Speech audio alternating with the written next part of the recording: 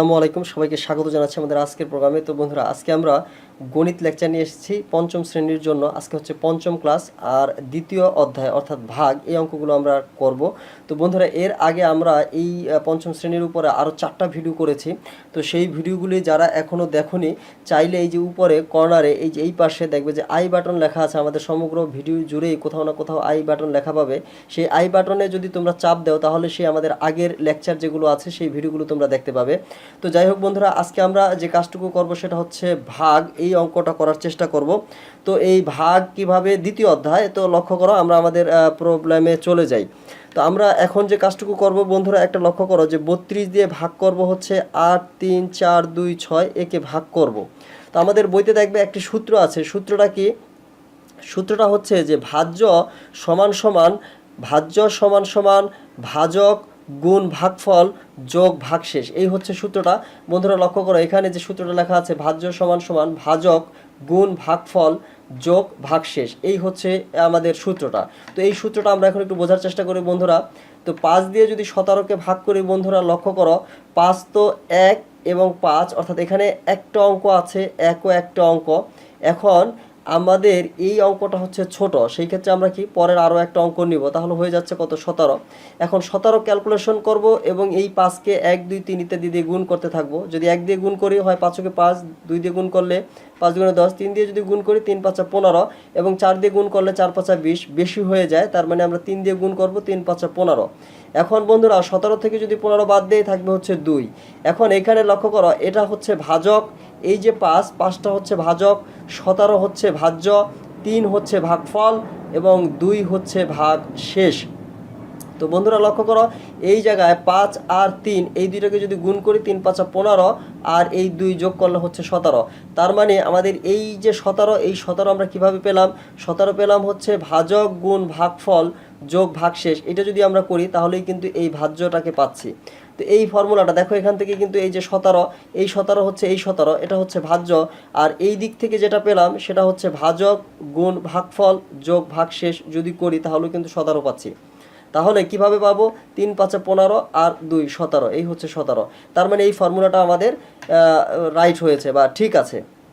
এখন বন্ধুরা লক্ষ্য করো, এই জায়গায় আমরা যেভাবে কাজটুকু করতে পারি, এই আমরা এই এখান থেকে দেখাচ্ছি, অর্থাৎ এই যে আমাদের অঙ্কটা ক্যালকুলেশনটা যদি করি, ভাজক গুণ ভাগফল, এখানে যেটা পাবো সেটা হচ্ছে ভাগফল, শেষে যেটা থাকবে এই জায়গাটায় সেটা হচ্ছে ভাগশেষ। অর্থাৎ এই ভাজক গুণ ভাগফল যদি আমরা করি, তার সাথে যোগ দিয়ে যদি ভাগশেষটা যোগ করি, তাহলে আমরা যেটা পাবো সেটা হচ্ছে ভাজ্য পেয়ে যাব। তো এই হচ্ছে বন্ধুরা, আমরা তারপরে ভাজ্য পাবো। এখন এই জায়গাটায় আমাদের এই সূত্রটা মেনটেন করে। এখন এই জাতীয় ক্ষেত্রে যেটা দিতে পারে যে আমাদের এই যে এখানে 1 2 3 4টা মান থেকে যে কোনো একটা মান দিয়ে যে কোনো একটা মান বের করতে হতে পারে। সেই ক্ষেত্রে আমাদের 3টা মান দিয়ে দিবে আর যে কোনো একটা মান বের করতে বলবে। তো অথবা সত্যতা যাচাই করতে বলবে যে ঠিক আছে কিনা। তো সেই ক্ষেত্রে আমরা এই সূত্রটা জানলে আমরা কিন্তু পারবো।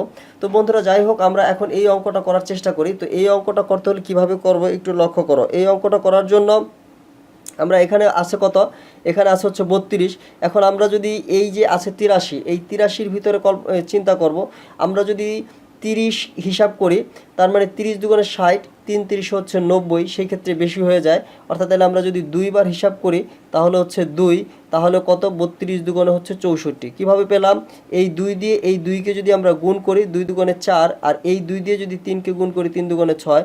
এরপরে বন্ধুরা লক্ষ্য করো, এখানে হচ্ছে 4 আর এখানে হচ্ছে 3। এখন যেহেতু এটা ছোট, সেজন্য একে 1 নিয়ে নিব, তার মানে এটা হয়ে যাবে 13।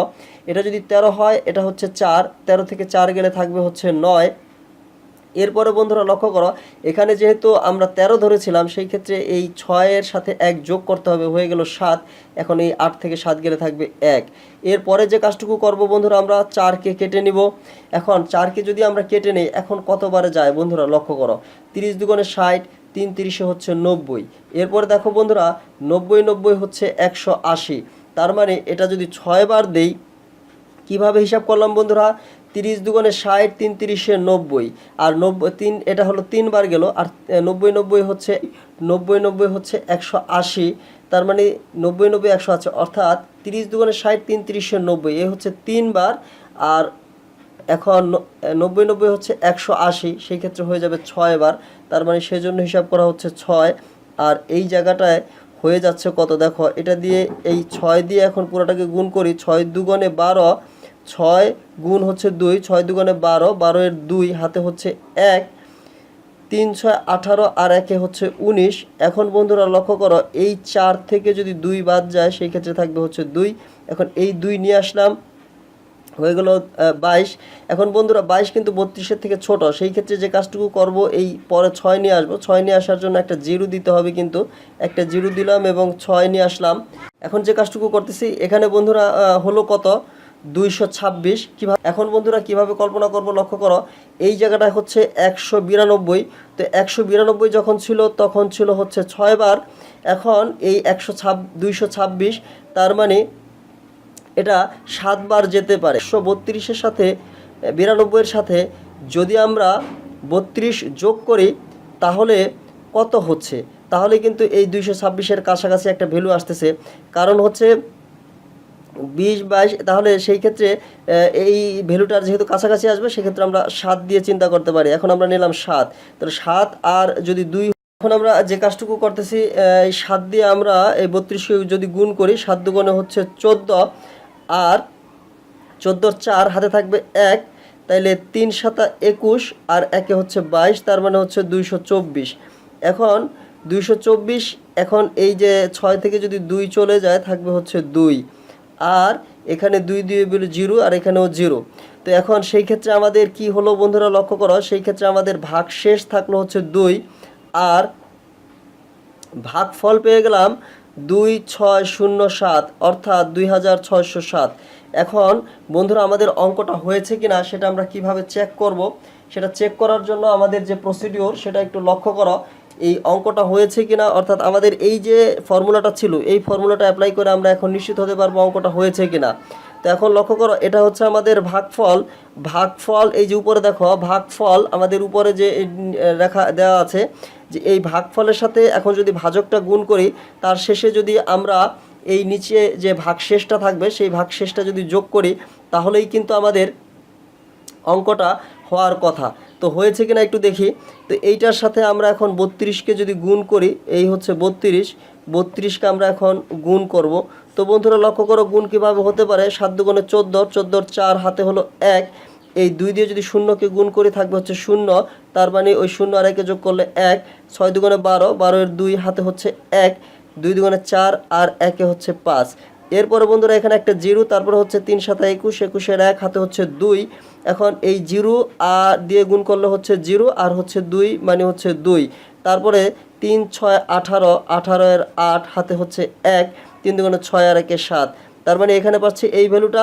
তারপরে এটা যদি আমরা যোগ করি 4, তারপরে হচ্ছে 2, তারপরে 2 দুগুণে 2 দিয়ে হচ্ছে 4, 8 7 8 আর 5, 8 5 হচ্ছে 8 আর 5 কত বন্ধুরা লক্ষ্য করো, 8 5 হচ্ছে 13, 13 এর 3 হাতে হচ্ছে 1, তার মানে এই 7 আর 1 8, তার মানে বন্ধুরা লক্ষ্য করো আমরা এখানে পাচ্ছি 8 3 4 2 4।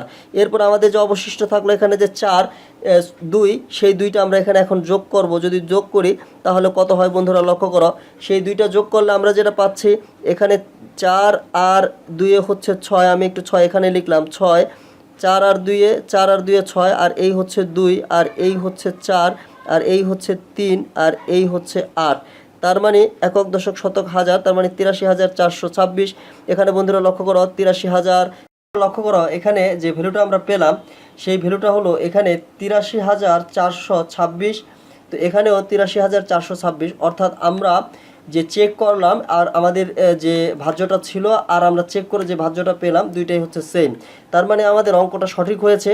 তো এইভাবে আমাদের যে কোনো ক্ষেত্রে যদি এই সূত্রটা জানা থাকে তাহলে আমরা বিভিন্নভাবে আমরা অঙ্ক করে সেই অঙ্কটা টেস্ট করতে পারবো, এবং আমাদের এখান থেকে 3টা মান দেয়া থাকবে এবং চতুর্থ আমরা যে কোনো একটা মান নির্ণয় করতে পারবো। তো যাই হোক বন্ধুরা, এই চ্যাপ্টারের অন্যান্য অঙ্কগুলো তোমরা চেষ্টা করো, আর আমরা পর্যায়ক্রমে অন্যান্য অঙ্কগুলো করে দেওয়ার চেষ্টা করব। তো যাই হোক, এতক্ষণ আমাদের ভিডিওর সাথে যারা ছিল তাদেরকে তো অসংখ্য অসংখ্য ধন্যবাদ, এবং আগামী ভিডিও দেখার অবশ্যই আবেদন জানিয়ে এবং অনুরোধ জানিয়ে আজকের মতো বিদায় নেব বন্ধুরা। আর যারা আমাদের আগের ভিডিওগুলো দেখোনি, আবার একটু বলছি, আমাদের উপরে কর্নারে দেখবে যে আই বাটন আছে, সমগ্র ভিডিও জুড়ে বিভিন্ন সময় ছিল, সেই আই বাটনে তোমরা যদি ক্লিক করো তাহলে আমাদের আগের ভিডিওগুলো দেখতে পাবে।